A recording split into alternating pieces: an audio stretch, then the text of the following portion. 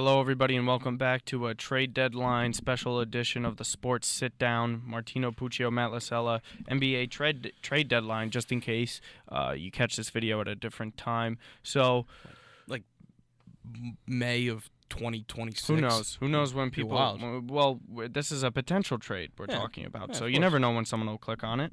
So, because this one's been going on for a while, and this one's about Carmelo Anthony to the Boston Celtics. I mean, we'll get into the Clippers later. I mean, the Clippers were kind of at the what? You thought you got a notification? I'm just getting excited. Who knows? Yeah. Last night was just unreal, and the night with I think the everyone got a little too jumpy at that. Yeah, the world was burned down. Yeah, so Carmelo Anthony obviously been on the trade block for a while. He has a no trade clause. Has said Clippers, Cleveland, and then Celtics is third on that list of teams that he would like to be traded to. Right. Obviously, him and Phil Jackson have been butting heads. We've been talking about this for a while. Melo's best fit is where? Where do you think? Where do you think? Unfortunately, not New York. Melo's best fit is probably the Clippers. I think they got to go for it. Yeah, no, I agree, because the Clippers window has been open for like 6 years now. After the Pelicans trade, you got to go for it at this point. Yeah, no, I agree, and I expect that something's going to happen within the next 2 days. I've originally said that I did not think Melo was going to get traded, and I still don't think that he should. I don't think he's going to. Well, if it's going to happen, it's going to happen. I think right at the deadline.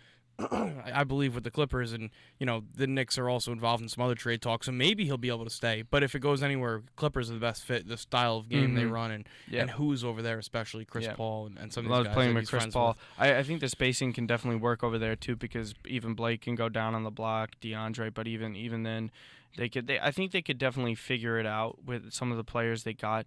I think it might take a 3-team trade for that to facilitate to get it done, because I don't think the Clippers have enough assets. They're probably going to have to give up draft picks, expiring contracts to take on. I think it's going to get down to it's going to get very detailed at the end. I think there's just filler players and picks. Swap or anything. No, it's not going to be a swap like that. I think it's going to be multiple players or picks involved as well with Melo.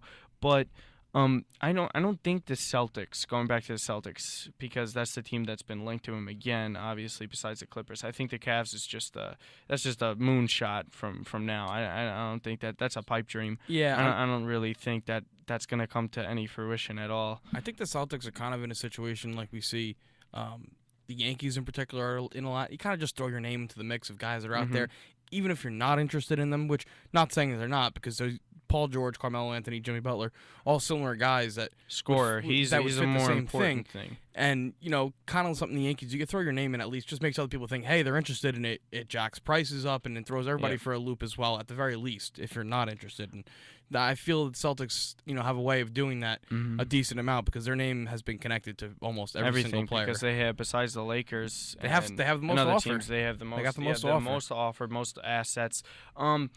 Interesting thing though is that Carmelo, how much are the Celtics going to have to give up? What is Phil Jackson asking for here? I don't think he's going to ask for that much, as most people think. Definitely not going to be any of the Brooklyn picks. Danny would never do that. No. I don't see that happening. Probably the Grizzlies pick. Rotation player. There's a Grizzlies pick. There's a Clippers pick. Even Boston's pick next year. And who knows? Maybe throw in could be Crowder, Olynyk or Crowder just to throw in for something for the Knicks' future. But I think the Knicks should almost take anything that they can get at this point. I think they should take any of the offers, because, hey, Melo's 33. He's on a big contract. He's a defensive liability, and pretty much he's just mostly a scorer at this point, which is important to have on your team. But we know, I think it's safe to say, he's not going to be your 1 or 2 guy on a championship team. He's more likely the 3rd guy, depending on who your 1 guy is. Now, this answer is probably easy for you. Maybe not, but in the Knicks case here, we've seen already talks of possibly the 3-team deal where Rose goes to Minnesota and Rubio goes to Detroit and Reggie Jackson comes to New York. If you're Phil Jackson, does that deal better you, or are you trying to move Melo instead? Because in my case, I'm trying to make that deal where I get Reggie Jackson, because I get to keep Carmelo Anthony and keep any other assets I have. In this other sense, you'll get stuff back, you'll get picks back at least, and some okay rotation players, but you do lose your heart and soul. But also you got to think about it.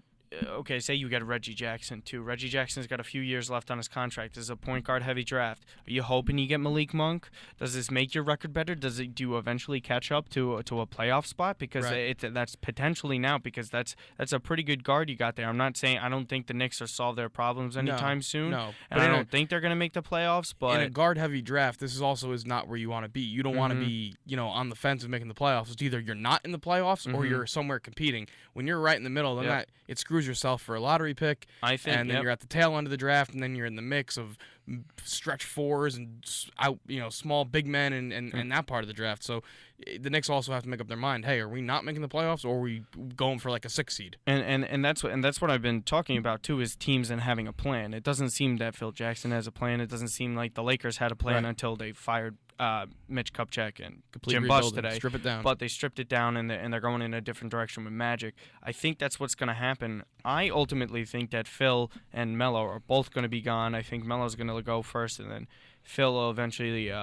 resign from his position. But I think they have to either look at it as, are we just going to keep Melo around for these next few years, or are we going to stop and try and build around Porzingis? Because I think that's the direction they might have to move in. They have to think long-term, like some of these other teams. Right. Long-term, right. What's our position here? We got a guard-heavy draft. We need guards. We haven't had a top guard in God knows how long, almost 2 decades at this point. Right. So I think the direction that they have to go in is get a really nice lottery spot. Who knows? Maybe it goes up to top 3 pick. You never know. But even then, it's still a deep draft. Get that. Get whatever you can from Melo. Probably potential future assets, first-round picks, stockpile on picks. Who knows? Maybe get some foreign guys or nice develop 3 to 4 year college players late in the draft, like a Malcolm Brogdon. You never know. Just try and build up your team over the course of time. Try and even have those turn into potential assets, see what you can get for them. But it really just all depends in the direction that Phil and the Knicks want to go in, and where Carmelo ultimately will accept the trade offer. Right. So, last I can ask you real quick, if Carmelo were to get traded at this deadline, Clippers or Celtics, where do you think he goes? Based on everything that's happened in the last couple of days, I would say Celtics, just because they seem more active on it. But realistically, I think the Clippers have a better shot at landing. I think the Clippers are more interested in landing. I think I'm going Clippers too, because I don't think they like their window. Blake's kind of injury prone. DeAndre doesn't do much for you outside of rebounding and defense. Chris Paul, he's not a guarantee that he's going to stay, and this window's closing, especially when the Pelicans just made their move. I think they're going to jump at the opportunity to get Melo. Yeah, and I'm not so sure Danny really wants to make an in-conference, in-division trade like that. I don't even think it's the in-division trade, because division's not even a big deal anymore, because the division has no impact of where you are in the standings. It's just your record. But long-term, 33-year-old with over a $100 million contract, I don't think it's in their best interest right now, because if they're going to trade for Melo, then why not trade for Jimmy Butler at this point, right? So absolutely. I think that'll do it for me and Matt. We're going to come back at you with one more small forward, one of the top small forwards in the East as well. Martino Puccio, Matt Lasello. See you next time.